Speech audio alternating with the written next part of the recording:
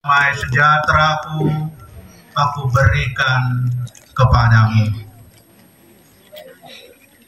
Rekan-rekan imam, Bapak Ibu, saudara-saudari, dan anak-anakku yang terkasih, itulah kata-kata Yesus kepada para muridnya. Kata-kata yang barangkali biasa kita dengar sebelum kita menerima komuni kudus, atau katakanlah doa damai setelah Bapa kami. Tetapi kata-kata ini diucapkan dalam situasi yang tidak gampang, yaitu perjamuan malam terakhir. Di saat Yesus mau berpisah dengan para muridnya, ketika ia akan menghadapi penderitaan dan wafatnya yang secara mengerikan di kayu salib. Oleh karena itu kemudian di dalam Injil tadi kita dengarkan Yesus lalu mengatakan, janganlah takut dan gentar hatimu. Kata-kata ini tentu para murid malam itu tidak mudah dimengerti. Resiko kematian di depan mata. Ancaman maut ada di hadapan mereka.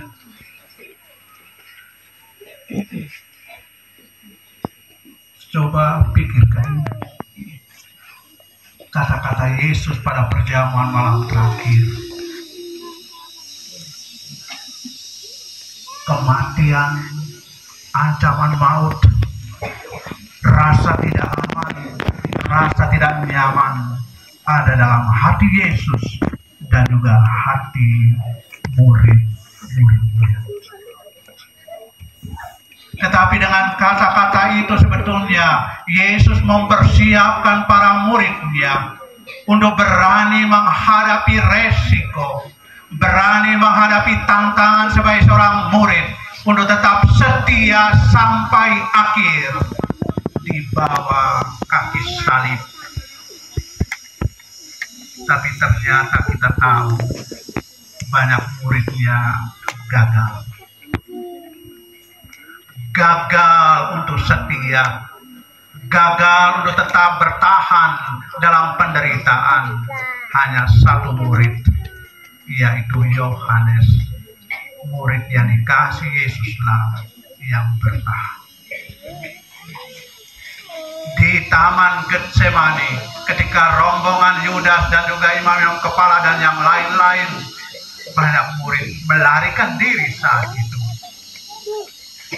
Petrus dan Yohanes kemudian mengikuti Yesus, tapi kemudian kita tahu Petrus menyangkali gurunya. Apakah engkau juga murid orang itu? Bukan.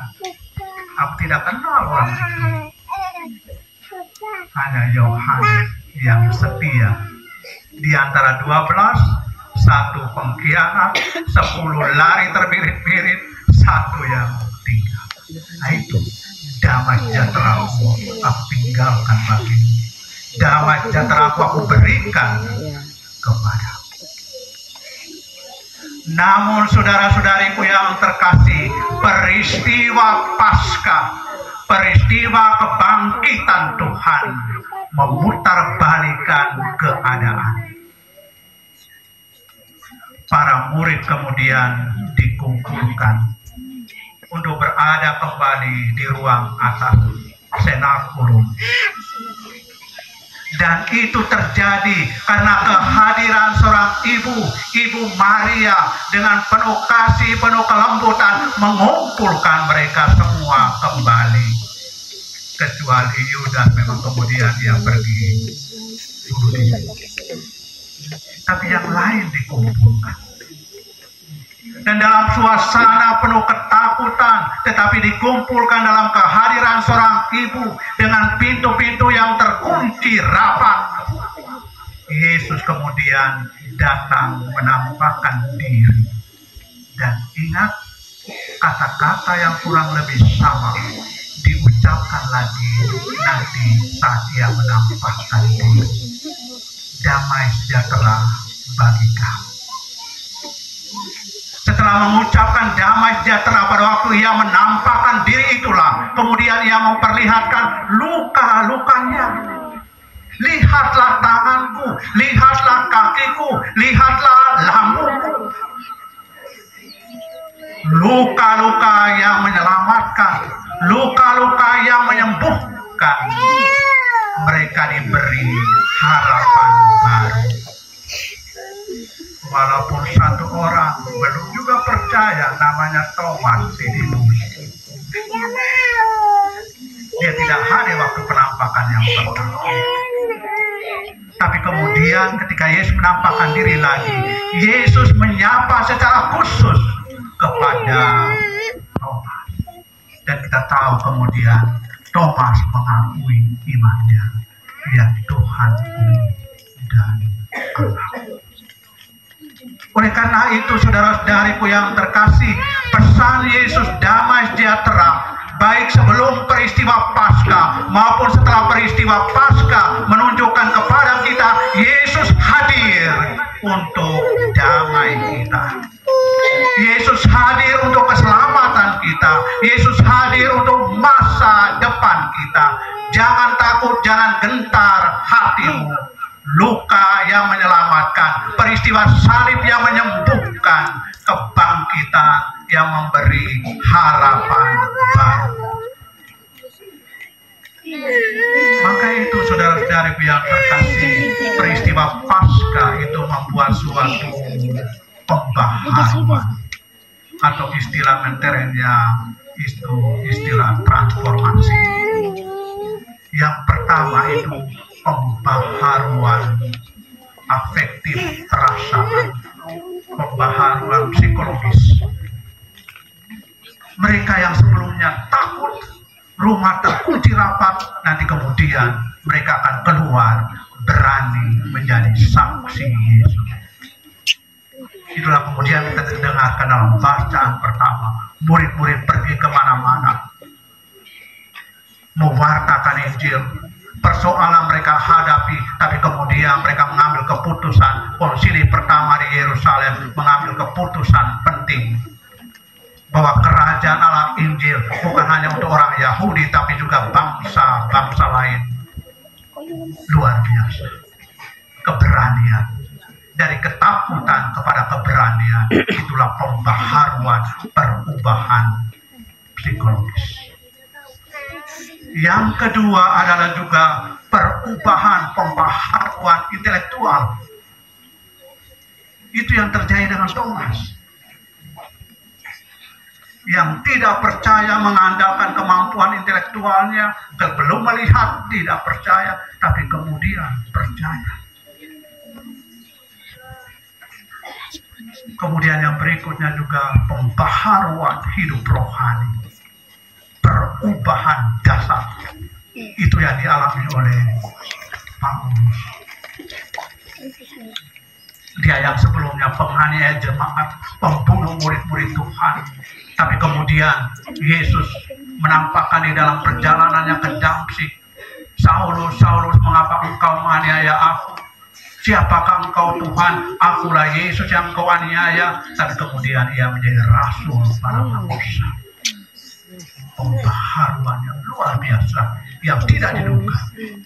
Dan pertobatan Saulus pada awal juga tidak dipercaya oleh banyak orang, dan kemudian akhirnya diterima. Peristiwa Paskah membuat satu pembelokan arah hidup yang luar biasa, satu pembaharuan total dalam hidup manusia. Maka itu saudara-saudariku yang terkasih, apa artinya untuk kita zaman ini? Harus kita akui bahwa kesetiaan kita untuk menjadi orang Katolik, kesetiaan kita menjadi murid-murid Yesus itu juga tidak selalu mulus dalam perjalanan. Coba lihat, banyak orang yang sekarang tekun dan setia sebagai orang Katolik, sekurang-kurangnya secara lahiriah kita lihat.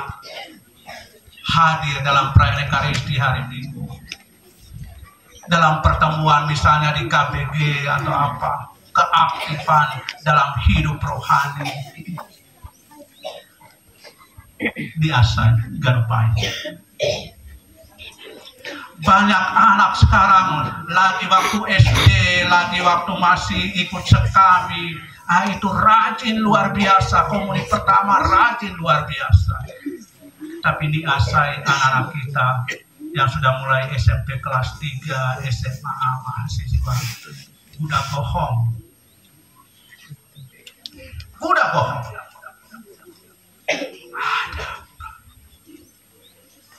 Ada apa? Menyedihkan. Ada yang mahasiswa Katolik tapi jarang ke gereja. Ada dosen-dosen di dalam roh yang juga komentar. Banyak ekspater yang kuliah di dalam roh, kuliah filsafat teologi, tapi tidak pernah ke gereja.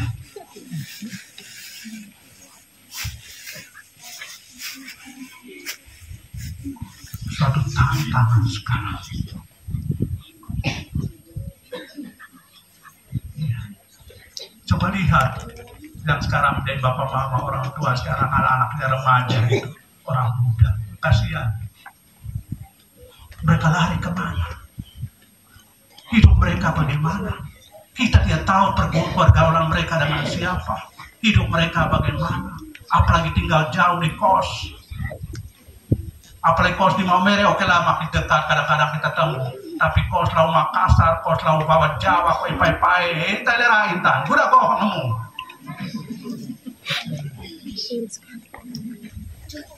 Tantangan besar. Ini kita orang tua. Kita sudah cari uang setengah mati. Tota more, tota hoang. Udah bohong moga, tenang-tenang. Totalalan kan upaya tenarimu di sekolah. Kemudian telepon mai, kirim uang kenapa dari lain. Uang di sawe, ijazah dan orang. Tapi ini memang situasi kita. Jadi masuk pada satu aspek penting, yaitu pendidikan. Dan pendidikan ini bukan hanya tunggu nanti mereka di sekolah, nanti tunggu mereka nanti kuliah dulu, nanti tunggu mereka antara di mana dulu baru pendidikan. Tidak. Pualeon ngori kumaina. Mulai dari rumah. Saya kira kita sudah mendengar surat Gembala Bapak Uskup. Nah, itu mulai dari rumah kita, pendidikan. Sebetulnya pendidikan intelektual, kan pendidikan apa juga sudah mulai dalam rumah kita. Orang tua waktu anaknya masih kecil sebut apa? Papa, mama, itu. Mulai dari hal sederhana diajarkan waktu masih kecil. Dan kemudian di SD dilanjutkan oleh ibu guru kelas 1, 2 itu A, B, C, A, B, tambah A, itu. Macam-macam model begitu. Sudah mulai waktu masih kecil pendidikan itu.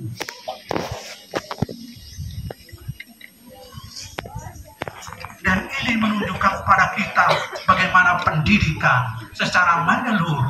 Dan juga pendidikan hidup rohani. Bapak mama harus ajari sejak kecil.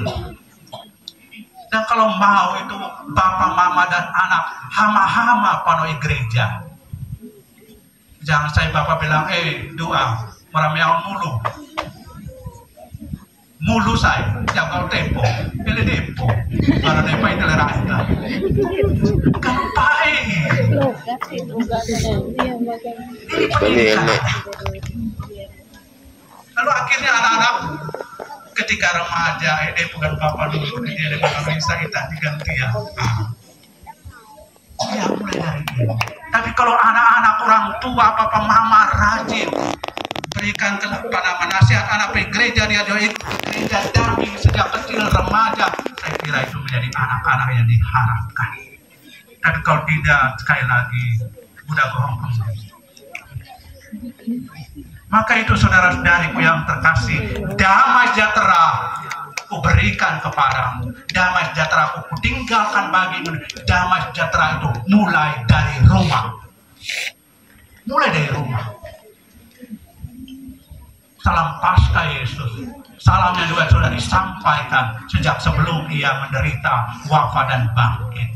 Sebelum Paskahnya, ia sudah memberikan jaminan ini. Janganlah gentar dan gelisah hatimu menghadapi masa depan. Kalau orang pergi merantau, orang bilang merantau tetap moret. Moret dia ilepoi topak totahuang eko. Tapi juga moret jadi. Hidup yang kekal. Hidup abadi. Itu berarti kita juga harus apa? Pelihara iman. Totahuang mulai iman kita juga harus hidup. Maka kalau ini terjadi, maka damai betul-betul kita rasakan dalam kehidupan. Marilah saudara-saudariku yang terkasih, hari ini memang sungguh istimewa. Kita berkumpul di tempat ini untuk juga merayakan bulan pendidikan kita. Sekaligus juga berjalan bersama dengan Bunda Maria, seorang pendidik yang ulung. Pendidik yang ulung. Karena juga waktu Yesus remaja, mereka orang tua juga mendampingi pergi ke Yerusalem untuk ibadat Paskah bersama. Ketika Yesus remaja hilang, mereka juga Bapak Yosef dengan Maria sama-sama mencari sebuah keluarga yang sederhana, tapi pendidikan yang luar biasa. Sehingga pada akhir kisah dikatakan, Yesus makin besar dan juga makin disukai oleh Allah dan manusia. Itu kenyataan yang luar biasa. Marilah saudara-saudariku yang terkasih, inilah salam Yesus yang memberikan harapan bagi kita semua. Damai sejahtera ku tinggalkan bagimu, damai sejahtera ku berikan kepadamu.